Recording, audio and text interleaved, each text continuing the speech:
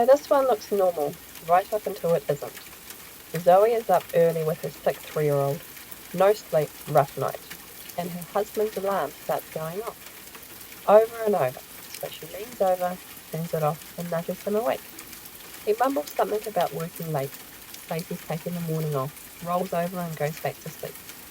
So she grabs his phone to fill the rest of the alarms, and sees a message from her best friend saying, "I'm guessing since there's no angry woman at my door, you haven't told her about us yet."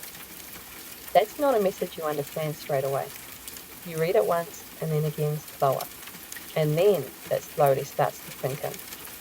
She doesn't wake him up, doesn't say a word, just takes the phone and walks out and starts reading. Not one message, months. 4 months of them talking every day and sleeping together, acting completely normal around her the entire time. And the worst part? There were no signs. No distance, no weird behaviour. If anything, he'd been better. More supportive, more attentive. Which at the time meant something because her life was already falling apart. Her dad is dying. Stage 3 colon cancer. And now the treatments have stopped working, so he only has months left. He's her only parent, and he's starting to forget things.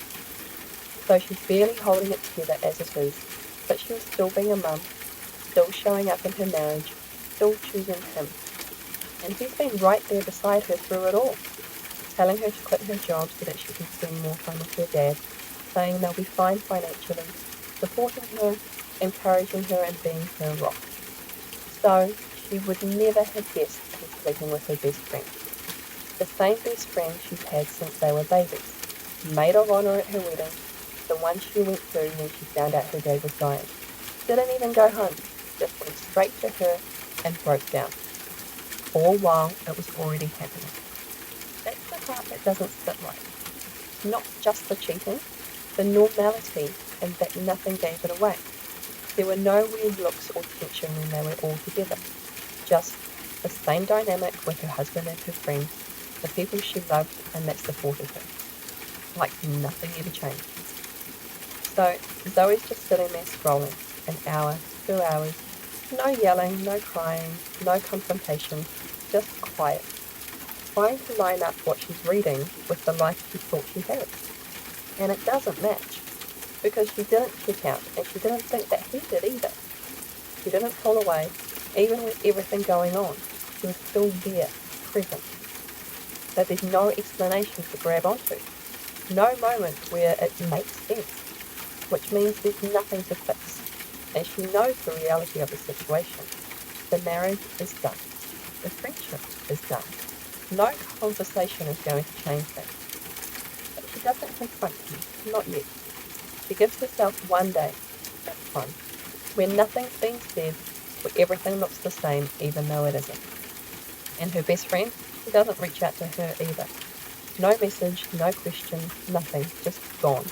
Completely cut off in her mind. Because sometimes closure isn't something you get, it's something you decide. This one's heavy.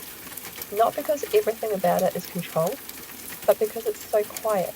It's hidden in plain sight. And it all happens while Zoe is already losing someone she loves, which makes it worse, because she doesn't miss anything. There were no signs. And sometimes it doesn't unravel slowly, sometimes it just shows you everything all at once. And now, at a time when she needs her people, she's lost the two that she thought she could trust and rely on the most. What would you have done in that situation? Confronted him straight away? Shown up at your friend's door like she expected? Or take the 24 hours and sit with it first? Let me know. Thanks for listening to this episode of Quiet Betrayals. Catch you next time.